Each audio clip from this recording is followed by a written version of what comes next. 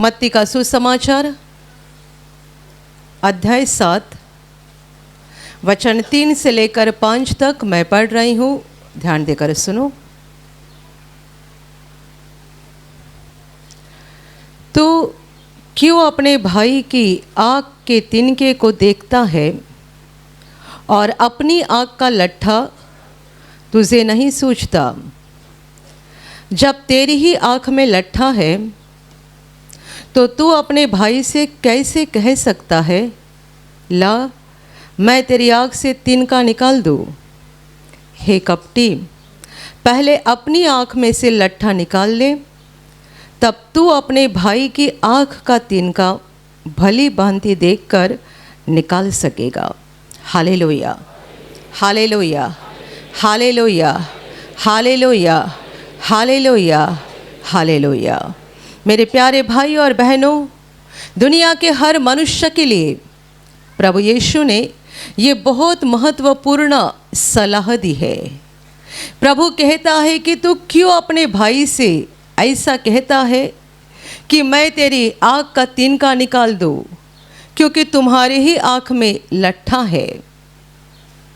जबकि तुम्हारी आँख में लट्ठा है तो तू अपने भाई से ये कैसे कह सकता है कि ला मैं तेरे आँख से तिनका निकाल देता हूँ? प्रभु आगे कहता है, हे कपटी। यह शब्द प्रभु ने ऐसे हर मनुष्य को बोला है जिसको दूसरों के दोष दिखाई देते हैं, अपने नहीं दिखते हैं। हे कपटी, पहले तू अपने आँख का लट्ठा निकाल दे, तब अपने भाई के आँख का तिनका निकालने के लिए तुझे भली भांति दिखाई देगा।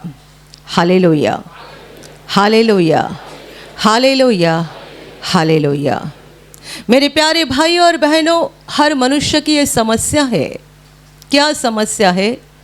हर एक को दूसरों के दोष साफ साफ नज़र आते हैं और दूसरों के दोष के बारे में हमको पूछा जाए तो हम पन्ने की पन्ने लिखते जा सकते हैं। अपने दोष पूछे जाए तो लोग कहते हैं, मैं कुछ बुरा नहीं करता हूँ, मुझ में कोई अधर्म नहीं है। किसी को अपने दोष नज़र नहीं आते हैं, पर दूसरों के दोष बहुत ज़्यादा नज़र आते हैं। प्रभु कहता है, तुम्हारे आँख में लट्ठा है, सामने वाले के भाई के आँख में तिनका है। तिनका यानी बहुत छोटी सी चीज़, लट्ठा यानी बहुत बड़ी चीज़, यानी तुम्हारे अंदर बहुत बड़ा अधर्म है और तुम अपने भाई से ये बोल रहा है कि तुम्हारे आँख का तिनका मैं निकाल देता हूँ। उसका अधर्म छोटा सा तुझे दिखाई दे रहा है और तेरा बड़ा अधर्म नज़रअंदाज कर रहा है, तो पहले अपने अधर्म को निकाल दे, तो भाई के छोटे से अधर्म को निकालना तुझे आसान हो जाएगा। Hallelujah, hallelujah, hallelujah, hallelujah. मेरे प्यारे भाई और बहनों, क्यों लोग अपने जीवन में सच्ची उन्नति नहीं कर पाते हैं? क्यों सच्ची तरक्की नहीं होती है?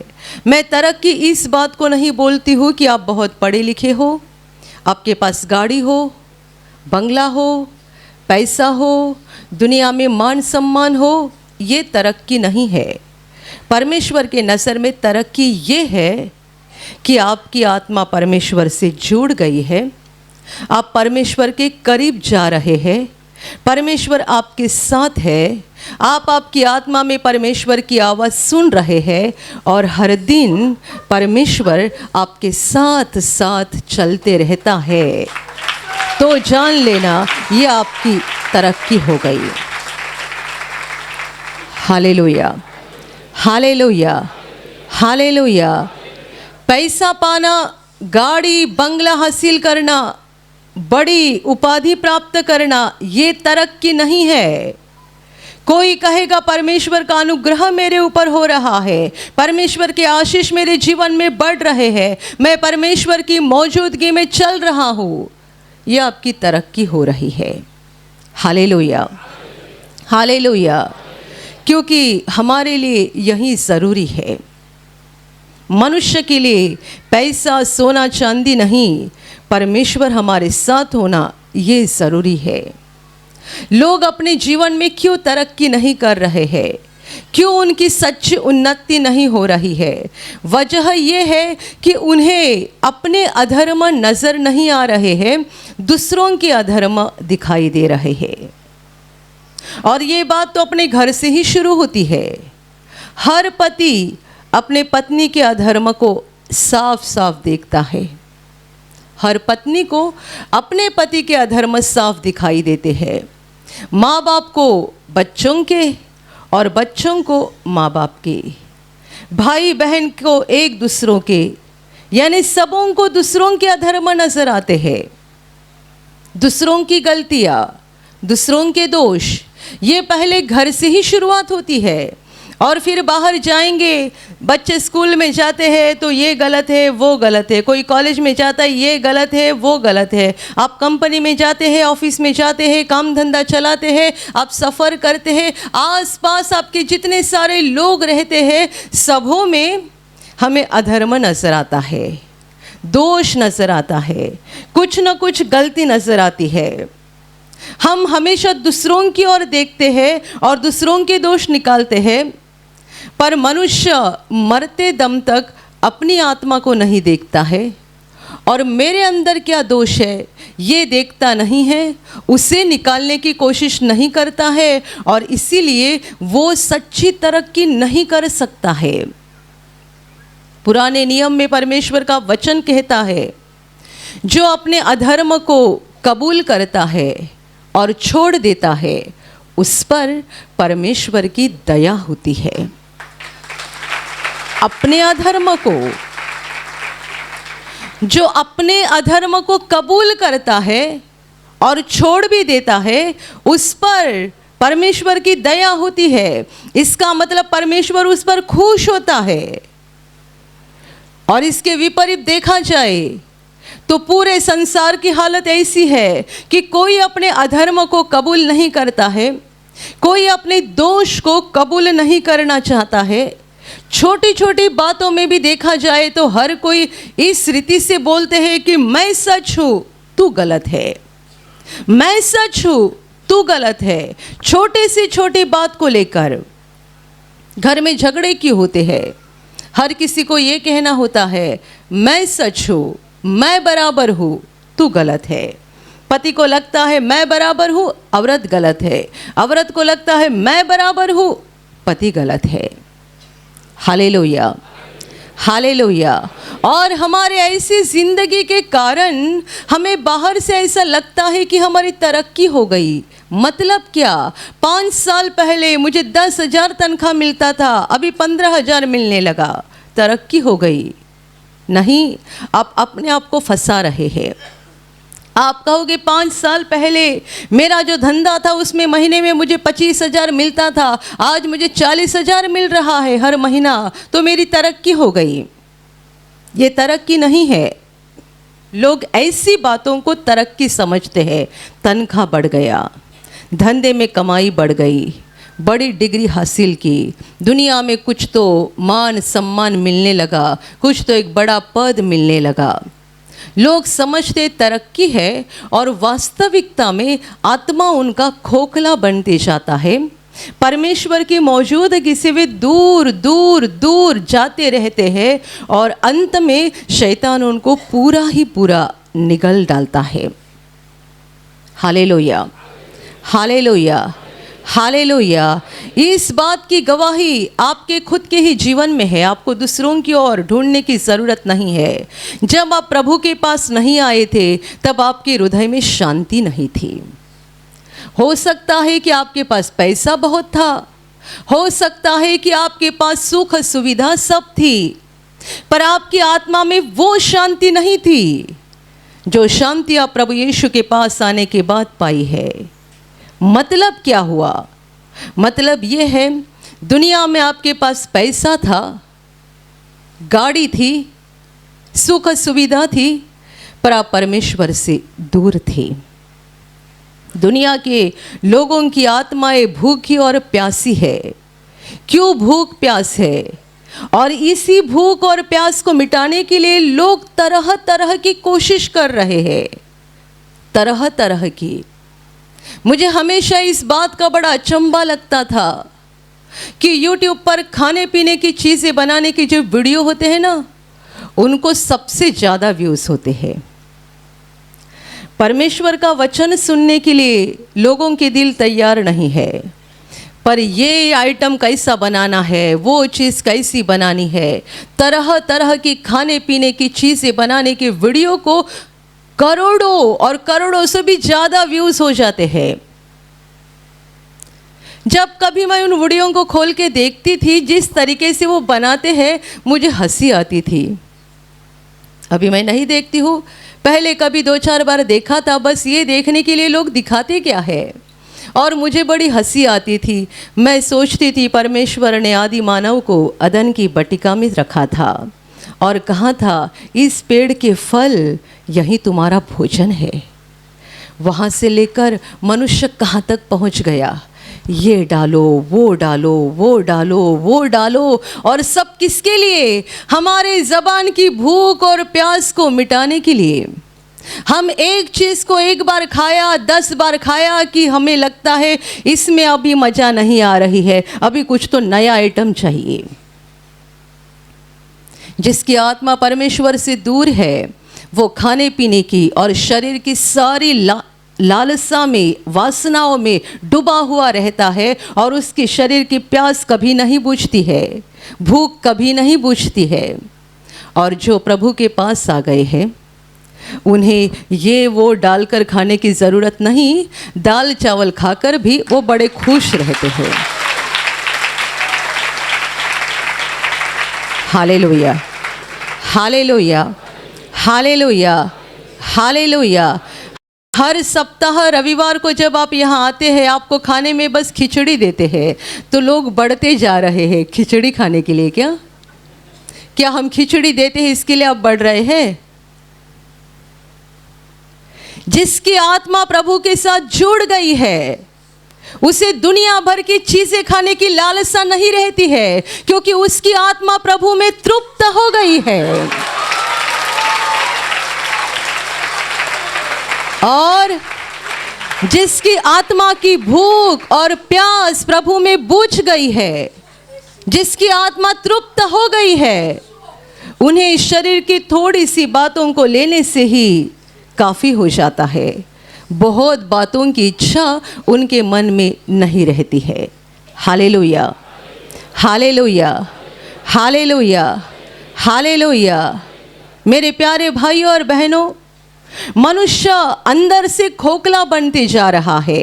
बाहर से रोशनाई नजर आ रही है, बाहर से उसका जीवन ऐसा चमकता नजर आ रहा है, अंदर से पूरा खोखला बन गया है, क्योंकि परमेश्वर से रिश्ता टूट चुका है और मनुष्य दूर दूर और दूर होते जा रहा है। जितने अधर्म बढ़ रहे हैं, उतना मनुष्य परमेश्वर से दूर होते जा रहा है। Hallelujah, hallelujah. हमें ज़रूरी ये है कि हम अपने पापों को मान लें, अपने अधर्म को कबूल करें, नम्र बने और परमेश्वर के पास लौट आए। इस गंदी बात को हमें अपने जीवन से निकालना बहुत बहुत बहुत ज़रूरी है कि हम दूसरों के अधर्म को देखते हैं और अपने अधर्म की ओर पूरा ही पूरा नज़रअंदाज करते हैं। जब आप दूसरों के पापों को देखते हैं, गलतियों को ढूंढते हैं, अधर्म को देखते हैं, तब ये भूल जाते हैं कि आपके अंदर तो अधर्म का पहाड़ पड़ा हुआ है। आप उनकी छोटी छोटी बातें क्या देख रहे हैं? प्रभु कहता है, तू अपने भाई की आंख का तिनका क्या देख रहा है? तेरे आंख में तो लट्ठा पड़ा है। तेरी आत्मा में पापों का, अधर्मों का पहाड़ पड़ा हुआ है, तो तू दूसरों का छोटा सा पत्थर क्या देख रहा है? पहले अपने अंदर का लट्ठा निकाल दे, पहले अपने आंखों का लट्ठा निकाल दे, तब तेरी आंखें साफ हो जाएगी। जब प्रभु ने आंख का शब्द इस्तेमाल किया है, वास्तविकता में प्रभु यहाँ आत्मा बताना चाहता है। ये आत्मा है। तुम्हारी आत्मा साफ हो जाएगी तो बाकी सारी बातें साफ नजर आएगी। पहले आत्मा को साफ कर दो। दूसरों की आत्मा में जो तिनके पड़े हैं वो मत देखे जाओ। तुम्हारी आत्मा में लट्ठा पड़ा है, उससे पहले निकाल डालो। अधर्म का पहाड़ पड़ा है, उससे पहले निकाल डालो। और जब ये निकाल डालोगे ना, सच्ची उन्नति होना शुरू हो जाएगा। मनुष्य जब तक अपने पाप को, अपने अधर्म को नहीं मानता है और ये नम्रता जब तक मनुष्य में नहीं होती है, तब तक वो कभी भी सच्ची तरक्की या उन्नति नहीं कर सकता है। Hallelujah, hallelujah. आपके सारे 10 उंगलियों में सोने की अंगूठी आ गई, इसका मतलब आपकी तरक्की हो गई, ऐसा मत समझो। एक हार्ट अटैक आ जाएगा, आपकी 10 उंगलियां कोई निकाल के ले लेगा और ऐसा ही जाके आपको जला देगा। आप ये उंगलियों में जो अंगूठी डाली है उससे आप साथ लेकर नहीं जा सकते। गले में इतना बड़ा जेवर पहना है, ये मत सोचो कि काफ़ी हो गया, मुझे सब मिल गया। हमें परमेश्वर के साथ जुड़ जाना बहुत बहुत बहुत ज़रूरी है और यही हमारी आत्मा की सच्ची तरक्की है। ये तरक्की तब होती है जब हम अपनी आत्मा में नम्र बन जाते हैं। 2000 वर्ष पहले परमेश्वर का पुत्र यीशु मसीह इंसान के रूप में जब धरती पर था, वो लोगों के पापों को साफ साफ देख रहा था, तो भी वो किसी को उनके पाप दूसरों के सामने दिखा नहीं रहा था। शास्त्री, फरीसी, धर्म पंडित, अधिकारी, अपने आप को बुद्धिमानी समझने वाले और अपने आप को धर्मी समझने वाले प्रभु यीशु के ऊपर बार बार इल्ज़ाम लगाना चाहते थे और कोई ना कोई इल्ज़ाम लगा के, दोष लगा के उसे पकड़वाना चाहते थे। उन्होंने एक व्यभिचारी औरत को यीशु के पास लाया था और प्रभु को पूछ रहे थे कि इसे हमने पाप करते हुए पकड़ा है और मूसा की व्यवस्था हमें यहाँ आज्ञा देती है कि ऐसे लोगों को पत्थर वाह करके जान से मार डालना चाहिए। तुम्हारा क्या कहना है? ये यहूदी लोग जिनके पास मूसा की व्यवस्था थी और उस व्यवस्था का आधार लेके वो प्रभु को सिखा रहे थे कि उसी व्यवस्था में जैसा बताया है वैसा हम करना चाहते हैं। इस औरत को हमने व्यभिचार करते हुए पकड़ा है तो हम इसको पत्थर वहा करके जान से मार डालना चाहते हैं, क्योंकि हमारी व्यवस्था हमें ये सिखाती है। तो तुम्हारा कहना क्या है? कुछ समय तक प्रभु ने जवाब नहीं दिया। ये पूछते ही रह गए, पूछते ही रह गए। बाइबल कहती है वो तो जमीन के ऊपर कुछ तो लिखते जा रहा था। प्रभु अपने उंगली से जमीन के ऊपर कुछ तो लिखते जा रहा था और ये लोग बार बार पूछे जा रहे थे, प्रभु उनको जवाब नहीं दे रहा था। उनके बार बार पूछे जाने के बाद प्रभु उठा और उनसे कहा, तुम में जो निष्पाप है वही इसे पहला पत्थर मारे। और इतना बोल के वो फिर से बैठा और ज़मीन पर लिखने लगा। एक ही वाक्य। कितने समय से चिल्ला रहे थे, जोर जोर से आवाज़ करके बोल रहे थे, मूसा की व्यवस्था, मूसा की व्यवस्था, मूसा की व्यवस्था, तू बता क्या कहना चाहता है। कितने समय से चिल्ला रहे थे। प्रभु बड़ी शांति से ज़मीन के ऊपर लिख रहा था, वो तो उनके पापों को लिख रहा था। तुम यहाँ कौन कौन हो और तुम्हारा जीवन क्या है मैं जानता हूँ। पर ये तो पत्थर जैसे लोग परमेश्वर के मन को कभी नहीं समझ सकते हैं।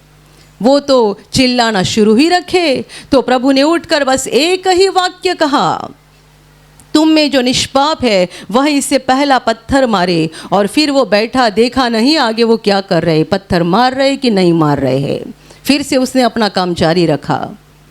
बाइबल कहती है वो सब उसे छोड़कर निकल गए। सब, बूढ़े से लेकर छोटे बच्चे तक सब निकल गए, कोई वहां नहीं रुके। थोड़ी देर के बाद प्रभु ने आंखें उठाकर देखा, सब के सब निकल पड़े थे और बेचारी औरत अकेली वहां पड़ी थी और रो रही थी। प्रभु ने उससे कहा, क्या किसी ने तुझे दंड नहीं ठहराया? वो कहती है, नहीं प्रभु जी। प्रभु ने कहा, जा, मैं भी तुझे दंड नहीं करता, अब से पाप मत करना। Hallelujah, hallelujah, hallelujah, hallelujah. इतने बड़े बड़े पत्थर लेकर आए थे। क्या करने के लिए? उस औरत के ऊपर मार मार कर उसकी जान लेने के लिए। क्यों? ये पापिनी है, हमने उसको पाप करते हुए पकड़ा है और हमें व्यवस्था है, उस व्यवस्था के अनुसार ये मर जानी चाहिए। मूसा की व्यवस्था ने उन्हें व्यभिचारियों को जान से मार डालने की अनुमति जरूर दी थी, पर मूसा की व्यवस्था ने इनको खुद को पाप करने की इजाजत तो नहीं दी थी। ये भी तो पापी है। उन्हीं को दूसरों के ऊपर पत्थर मारने का अधिकार है जो पाप नहीं करता है। और वहां कौन था जिसने पाप नहीं किया है? इकलौता प्रभु यीशु। उससे अधिकार था, हक था उसे मारने का। प्रभु को अधिकार था, व्यवस्था के अनुसार उसे दंड देने का प्रभु को अधिकार था। तो भी प्रभु कहता है, मैं भी तुझे दंड नहीं देता, जा अब से फिर से पाप मत करना। प्रभु ने उसे छोड़ दिया, माफ कर दिया। जो निष्पाप और पवित्र है, उसने उसके पाप को देखकर भी नजरअंदाज किया और क्षमा कर दिया। और ये खुद पापी होकर बड़े बड़े पत्थर लेकर आए थे उसे मारने के लिए। उनकी तरह हम भी बहुत बार करते हैं।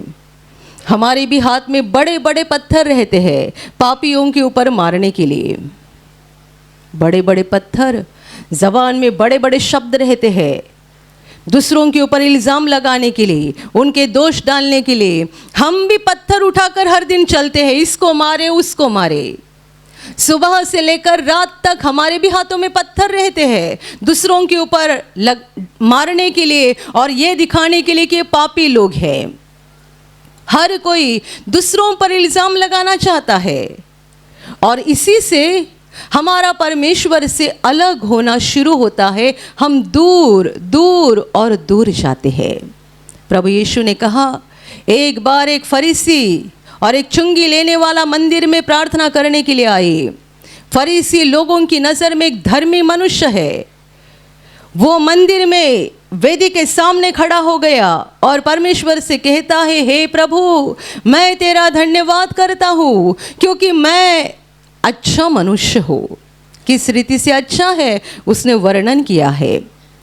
मैं सप्ताह में 2 बार उपवास करता हूँ, जो भी कमाता हूँ उसका 10वां अंश दान करता हूँ। मैं एक भला मनुष्य हूँ, मैं व्यभिचार नहीं करता, अंधेर नहीं करता। वो पीछे जो चुंगी लेने वाला खड़ा है उसकी तरह मैं कुछ पाप नहीं करता। यह है इसकी प्रार्थना। चुंगी लेने वाला बेचारा मंदिर में दूर खड़ा है, ये सोचकर कि मैं इतना पापी हूँ कि परमेश्वर के मंदिर में करीब जाने के मैं लायक नहीं हूँ। यहाँ तक कि उसने अपने आँखों को ऊपर भी उठाना न चाहा, ये सोचकर कि मैं ये भी लायक नहीं हूँ कि मैं आंखें उठाकर ऊपर परमेश्वर की ओर नज़र डालूँ।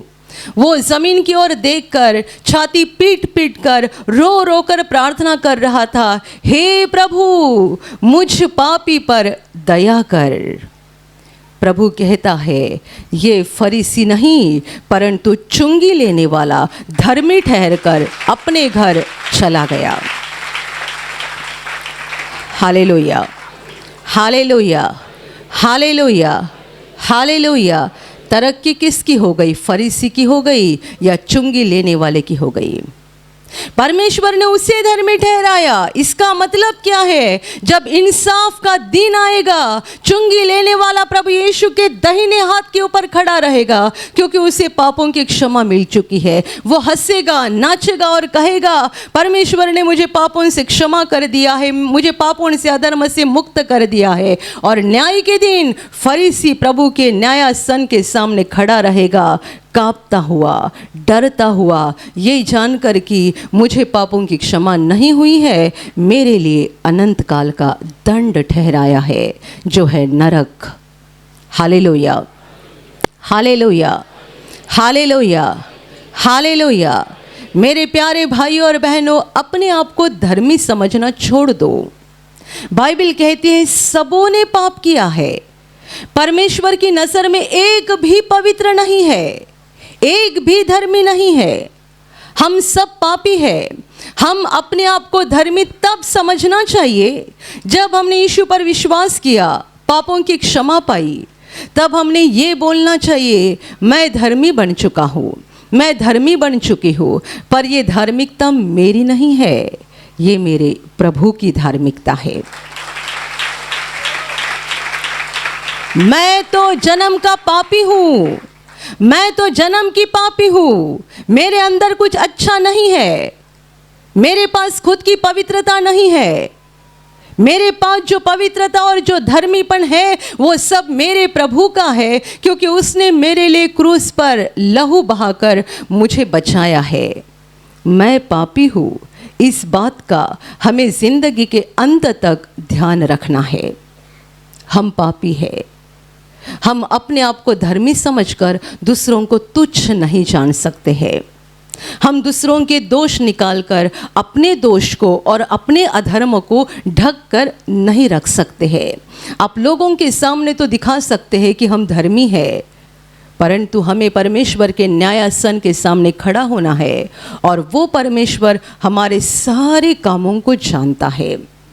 ऐसे काम जो आपके दुनिया के सामने कभी नहीं आए हैं, आपके ऐसे काम जो आपके परिवार के लोगों के सामने कभी नहीं आए हैं, आपके ऐसे काम जो आपके एकदम करीबी व्यक्ति भी नहीं जानते हैं, ये काम न्याय के दिन परमेश्वर खुले कर देगा। यदि हमने अपने अधर्म को अभी कबूल न किया, पश्चाताप न किया और क्षमा को प्राप्त नहीं किया। Hallelujah, hallelujah, hallelujah, hallelujah. जो मनुष्यों ने दूसरों पर दोष लगाना छोड़ दिया है वो तरक्की के रास्ते पर है। जो अपने दोष को ढूंढ रहा है, मेरे अंदर क्या गलतियां है, मेरे अंदर क्या अधर्म है, यदि आप प्रभु में सफ़र कर रहे हैं तो आपका एक फ़र्ज़ है, बड़ा महत्वपूर्ण फ़र्ज़। आप जब भी रात को सोने के लिए जाते हैं, तभी आप बिस्तर पे बैठो या लेटो, शरीर की हालत कैसी भी हो, पर इस बात का ध्यान करो कि दिन भर में मैंने कितने सारे लोगों को ठेस पहुंचाया है, मैंने कितने सारे लोगों को दुख दिया है और मैंने परमेश्वर को कितना दुख दिया है। दिन भर में मैंने कब कब कुछ कुछ बात परमेश्वर के खिलाफ की है, परमेश्वर के वचन को कहाँ तोड़ा है और मैंने कहाँ परमेश्वर की आज्ञा का उल्लंघन किया है। ये बात हर दिन होनी चाहिए। मैं तो कहूँगी जैसे जैसे आपको दिन भर में समय मिलेगा करनी चाहिए, पर यदि दिन भर में नहीं होगी तो कम से कम रात को सोने से पहले होनी ही चाहिए। अपने आप को बड़े बुद्धिमान या होशियार मत समझो।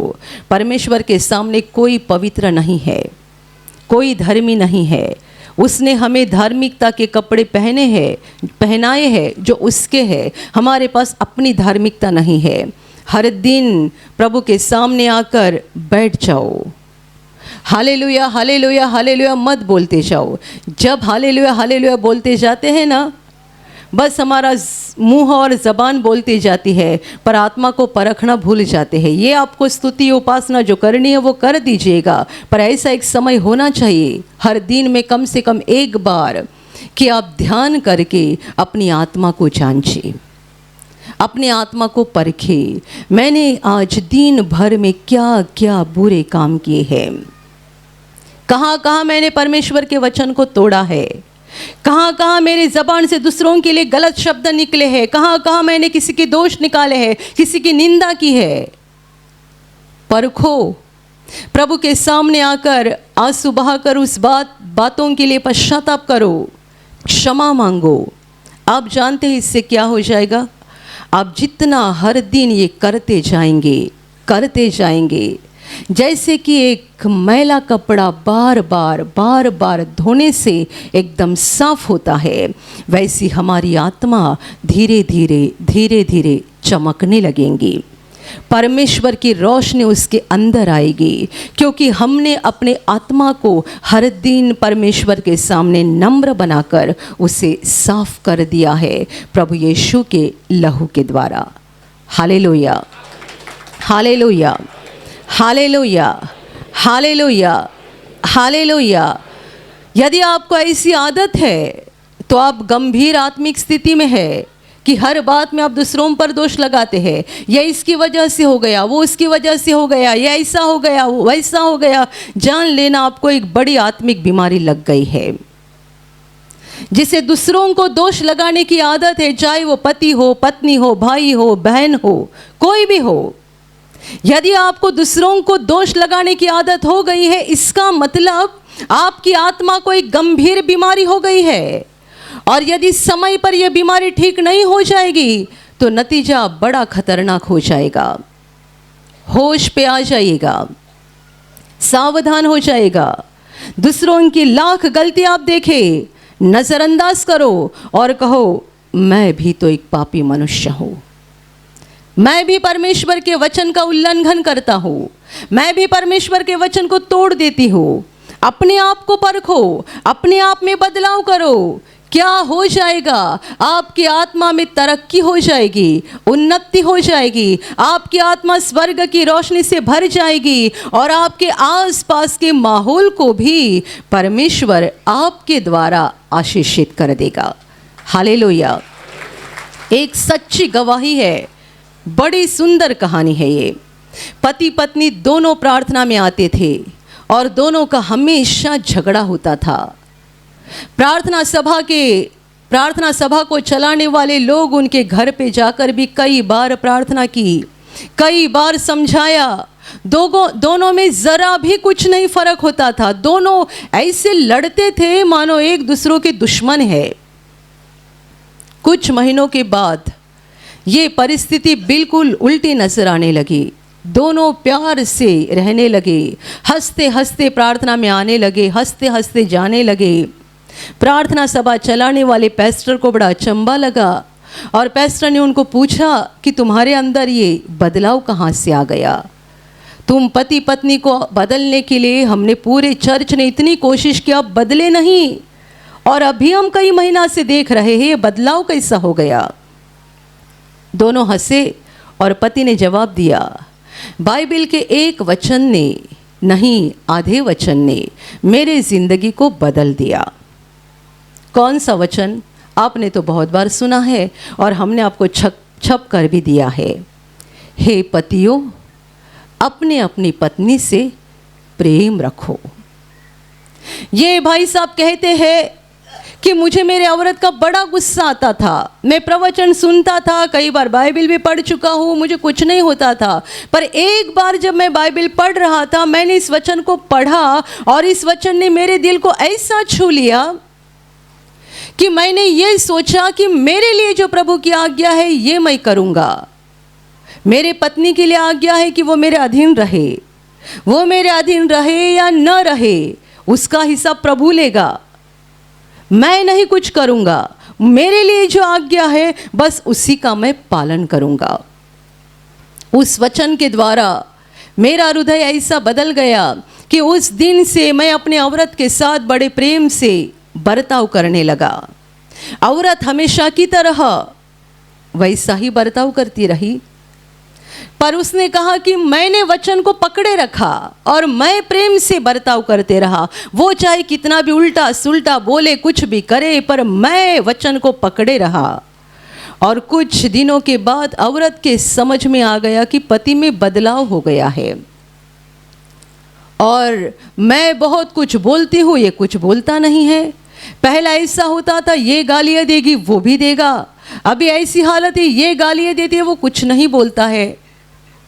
शाम को घर पे आता है, झाड़ू लगाता है, बर्तन धोता है, औरत को काम करने के लिए मदद करने लगा। औरत सोचने लगी मेरा पति अचानक ऐसा संत कैसे बन गया जो मुझे बार बार मारने के लिए आता था।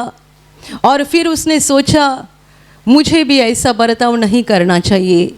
उसमें भी अंदर बदलाव होने लगा, वो अपने पति के अधीन रहने लगी। दोनों पति पत्नी शांति से, खुशी से अपनी जिंदगी बिताने लगे। Hallelujah, hallelujah. ये भाई बोलते हैं बाइबल के एक वचन ने नहीं, आधे वचन ने मेरे जिंदगी को बदल दिया। आप में से जितने सारे लोग आज इस वचन को समझेंगे, अपने अंदर का लट्ठा निकाल दो, दूसरे के आग का तिनका मत देखते जाओ। यदि आप इस वचन को आज समझेंगे, आज के बाद आप जैसे हैं वैसे नहीं रहेंगे। दूसरों के दोष निकालना बंद कर दो और अपनी आत्मा को परखना शुरू कर दो।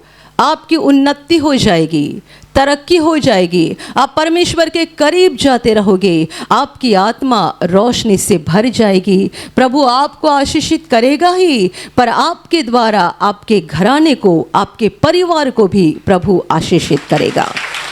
Hallelujah, hallelujah, hallelujah. और अभी प्रार्थना करने का समय है। आप विश्वास करो कि एक पल में प्रभु यीशु आपको छूकर चंगाई देगा। एक पल में वो आपके जीवन का दुख निकाल देगा और आपके आंसुओं को खुशी में बदल देगा, क्योंकि उसके लिए असंभव कुछ नहीं है, अनहोनी बात एक भी नहीं है। प्रभु यीशु आज भी जिंदा है। 2000 वर्ष पहले वो शरीर रूप में धरती पर था, आज शरीर रूप में नहीं बल्कि आत्मा के रूप में है। और दुनिया के कोने कोने में जहाँ जहाँ लोग विश्वास के साथ उसको पुकारते हैं, उसके पास प्रार्थना करते हैं, उन सबों की पुकार को प्रभु सुनता है, उन्हें चंगा करता है, उनके आंसुओं को पोंछ देता है और उनके जीवन को खुशी से भर देता है। आप भी इसी विश्वास के साथ आपके बीमार भाग पर हाथ रखो, और यदि वहाँ हाथ नहीं रख सकते हैं तो अपने सीने पर हाथ रखो। प्रभु यीशु के नाम से इसी क्षण आपके शरीर की सारी बीमारियां निकल जाए। यीशु के नाम से आपके जीवन का सारा दुख निकल जाए। शैतान का हर एक काम आपके जीवन से और आपके परिवार से पूरी तरह से नष्ट हो जाए।